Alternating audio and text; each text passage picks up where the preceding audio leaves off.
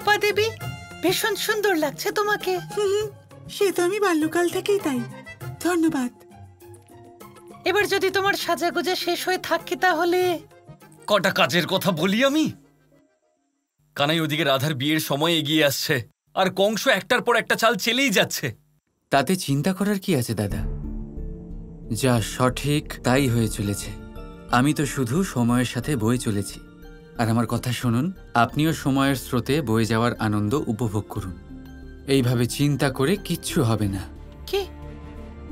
আমি চিন্তা করব না, সময়ের স্রোতে বয়ে যাওয়ার আনন্দ নেব। কানাই, কি হয়েছে তোমার কানাই?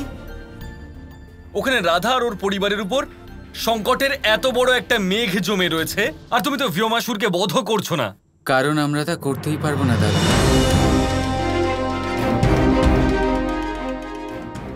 দেখুন, যদি ভীমাসুরের কোনো ক্ষতি হয় তাহলে সবচেয়ে আগে সন্দেহ যাবে আমাদের বাবার ওপরে আর বৃন্দাবনবাসীর ওপরে। আমি ঠিক বলছি তো? আর তারপর ওনারা চলে আসবেন কংসের নজরে দাদা। তাই মনে রাখবেন, আমরা ভীমাসুরকে মারতে পারবো না। আমাদের শুধু ভীমাসুরের বাস্তবিক রূপ রাধার সামনে তুলে ধরতে হবে।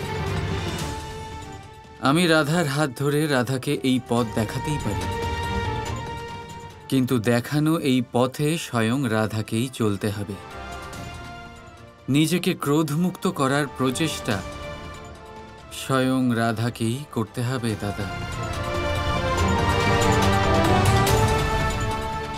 বলদেবী,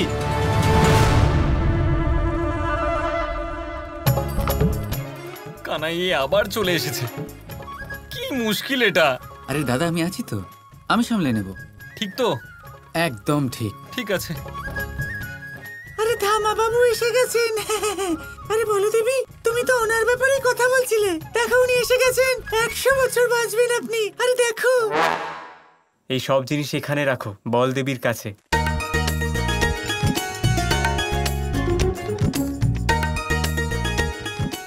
ধামা বাবু, আজ এত সকালে আপনি এখানে? এত কিছু নিয়ে নিশ্চয়ই কোনো গুরুত্বপূর্ণ কাজ আছে, তাই না?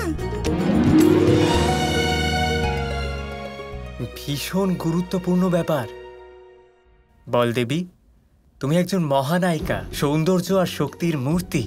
আমার মতে তো সংসারের প্রত্যেকটা নারীকে তোমার থেকে শিক্ষা নেওয়া উচিত। তুমি প্রমাণ করে দিয়েছো বলদেবী যে সংসারের প্রত্যেকটা নারী কোনোভাবেই পুরুষদের থেকে কম নয়। তুমি সবার কাছে একটা উদাহরণ বলদেবী।